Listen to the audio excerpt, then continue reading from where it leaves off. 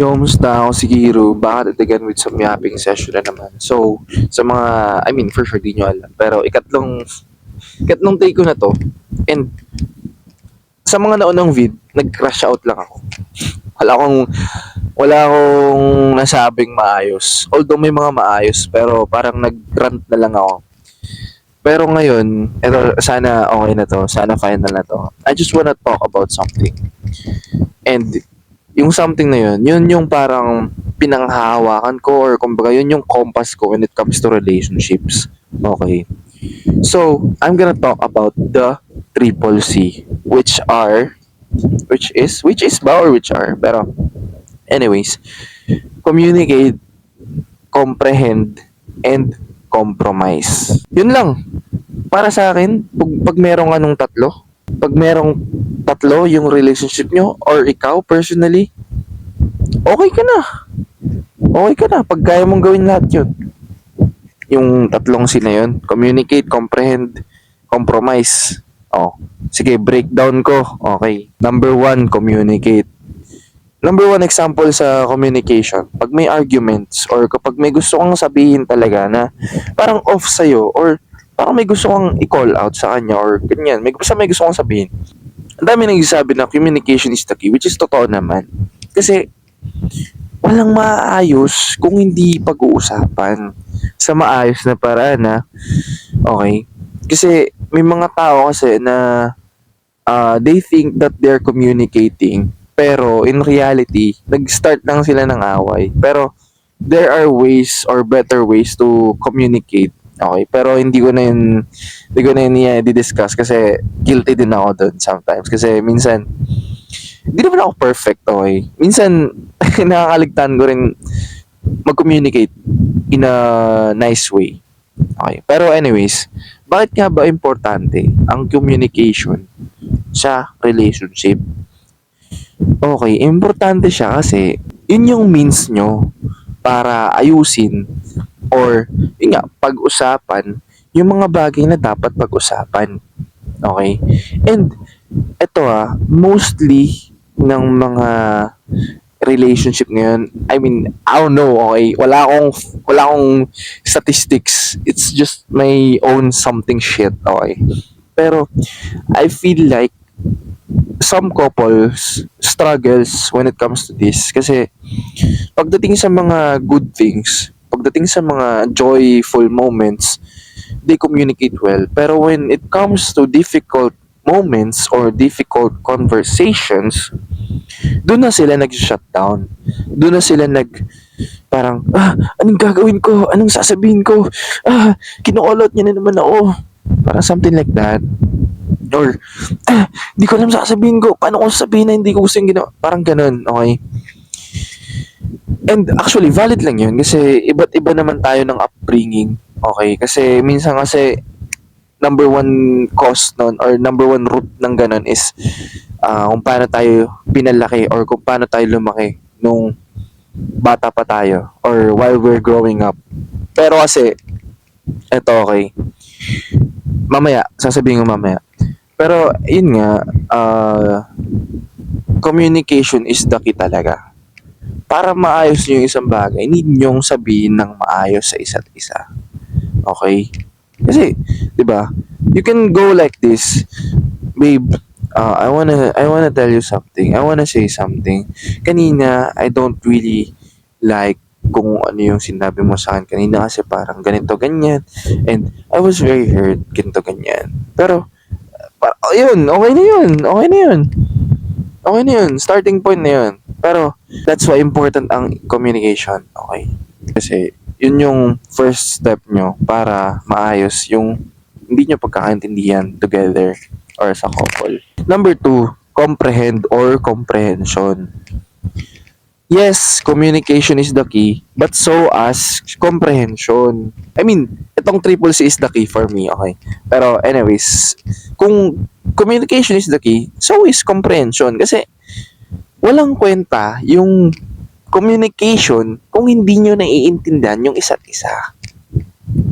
Although yes, okay, normal lang to, pero there are times na hindi nyo talaga maiintindihan yung isa't isa. Kahit na anong paliwanag yung isa, hindi mo siya maintindihan.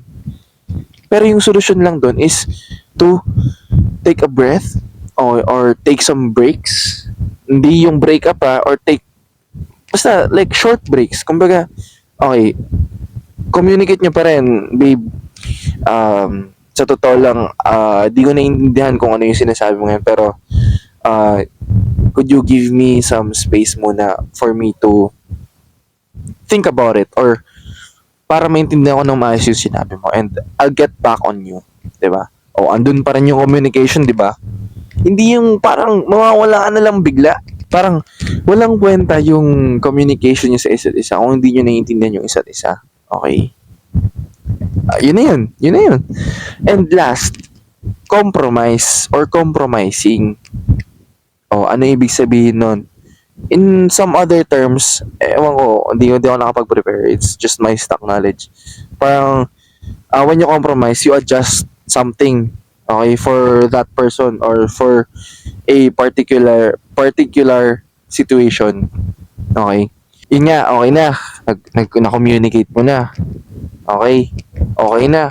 Na comprehend niya na. Ganyan. Or, let's say for example, na-communicate niya sa akin. Ako, naiintindihan ko na.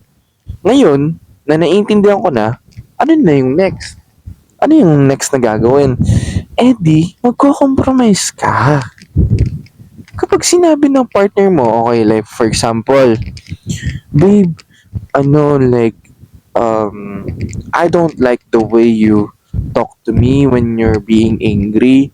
I just hope na, yun nga, like, buwasan mo yung pagtataas mo ng boses mo sa akin kasi hindi ko talaga gusto yon. And, you go, ikaw, sa POV mo naman ng other partner, maintindihan mo. Like, okay, ganun pala yung na-feel mo. And you communicate kasi, okay, ganun pala yung na-feel mo. Don't worry, I'll do better next time. I'm very sorry for my attitude, chuchunes, something like that. And, next nun is, you actually do it. Papanindigan mo yung sorry mo. You're gonna compromise. Aayusin mo yun. Yung sinabi mo na, like, di ka na ulit magtataas ng boses. Yung tawag doon, compromising, you compromise. And it goes vice versa, okay? Hindi lang siya dapat one-sided. Dapat parehas kayong marunong mag-communicate, dapat parehas kayong marunong mag-comprehend, at dapat parehas kayong marunong mag-compromise. Now, maybe some people would tell or would say na, hindi naman ako ganun pinalaki or di ako sanay. Like, parang mahirap yun for me kasi hindi ako ganun. Well, guess what, babe? Well, guess what, pre? Na-work out siya, okay? Lahat ng yun, yung communication, comprehension, compromising, lahat yun na-work out. It's up to you if you're gonna put an extra effort sa sarili mo. And sa partner mo rin. Kung gusto mo magkaroon ng progress yung relationship nyo.